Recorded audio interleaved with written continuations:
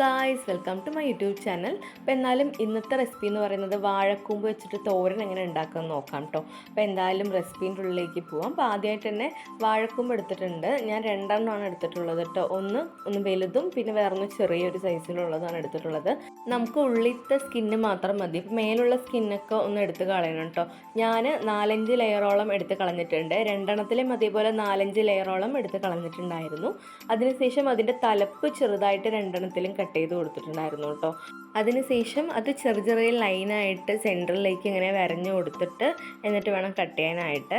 അപ്പം ഞാൻ ഈസി ആയിട്ട് കട്ട് ചെയ്യാൻ വേണ്ടിയിട്ട് കട്ടിംഗ് ബോർഡ് എടുത്തിട്ട് അതിൽ വെച്ചിട്ടാണ് കേട്ടോ കട്ട് ചെയ്യുന്നത്. കയ്യിൽ വെച്ചിനെ കട്ട് ചെയ്യാനായിട്ട് അറിയണവരാണെങ്കിൽ വളരെ എളുപ്പമായിട്ട് കട്ട് ചെയ്യാൻ പറ്റും.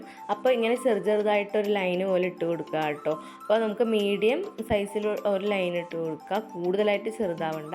മീഡിയം സൈസിലായിട്ട് ലൈൻ ഇട്ട് കൊടുത്തിട്ട് മെല്ലെ മെല്ലെ നമ്മൾ കുറച്ചായിട്ട് അത് കട്ട് ചെയ്തെടുക്കുക. അപ്പോൾ രണ്ടെണ്ണത്തിലും അതേപോലെ തന്നെ ലൈൻ ഇട്ടിട്ട് കട്ട് ചെയ്തിട്ട് എടുത്തിട്ടുണ്ട് കേട്ടോ. ആ ഒരു കട്ട് ചെയ്ത് എടുത്തതിൽ കുറച്ച് വെളിച്ചെണ്ണ ഒഴിച്ച് കൊടുക്കുക. വെളിച്ചെണ്ണ ഒഴിച്ചതിന് ശേഷം ഉപ്പും കൂടി ചേർക്കുക കേട്ടോ. നമ്മൾ വെളിച്ചെണ്ണയും ഉപ്പും കൂടി ചേർത്ത് നന്നായിട്ട് മിക്സ് ചെയ്യണം. അങ്ങനെ മിക്സ് ചെയ്യുകയാണെങ്കിൽ അതിൽ നാര് പോലത്തെ സാധനം വരും. അതേപോലെ തന്നെ അതിൽ കറ വരുന്നുണ്ടാവും കേട്ടോ. അപ്പോൾ കറയും കളയാൻ വേണ്ടിയിട്ടാണ് ഇങ്ങനെ ചെയ്യുന്നത്. അപ്പോൾ നന്നായിട്ട് തിരുമ്പി കൊടുക്കണം കേട്ടോ. നന്നായി തിരുമ്പി കൊടുത്തതിന് ശേഷം കുറച്ച് നേരം അത് റെസ്റ്റ് ചെയ്യാൻ വെക്കണം. അപ്പോഴായിരിക്കും അതിൽ കറ പോകുന്നുണ്ടാവുക. അപ്പോൾ നന്നായിട്ട് മിക്സ് ചെയ്തതിന് ശേഷം ഞാൻ റെസ്റ്റ് ചെയ്യാനായിട്ട് മാറ്റി വെച്ചിരുന്നു. ഒരു 10 മിനിറ്റോളം റെസ്റ്റ് ചെയ്യാനായിട്ട് വെച്ചിട്ടുണ്ടായിരുന്നു കേട്ടോ. അതിനുശേഷം നോർമൽ വെള്ളത്തിൽ ഒരു 3 പ്രാവശ്യം നന്നായിട്ട് കഴുകി പിഴിഞ്ഞ് മാറ്റി വെച്ചിട്ടുണ്ട്. അപ്പോൾ അരപ്പിനായിട്ടുള്ളത് നോക്കാം.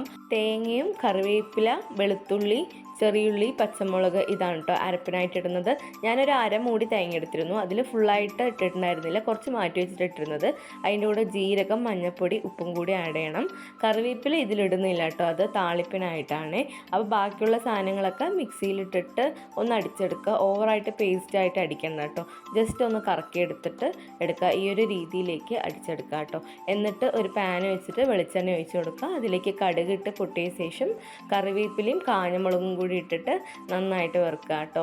അതിനുശേഷം നമ്മൾ അരച്ച് വെച്ചിട്ടുള്ള ആ ഒരു തേങ്ങയുടെ മിക്സും കൂടി ഇട്ടിട്ട് ഒന്ന് ചെറുതായിട്ടൊന്ന് ഇളക്കി കൊടുക്കുക. ഇളക്കി കൊടുത്തതിന് ശേഷം നേരത്തെ നമ്മൾ കട്ട് ചെയ്ത് പിഴിഞ്ഞ് വെച്ചിട്ട് വെള്ളമൊക്കെ കളഞ്ഞ് പിഴിഞ്ഞ് വെച്ചിട്ടുള്ള നമ്മുടെ ആ ഒരു വാഴക്കൂമ്പ് ഇട്ടിട്ട് അതിൻ്റെ കൂടെ നന്നായി ചേർത്ത് മിക്സാക്കി കൊടുക്കുക.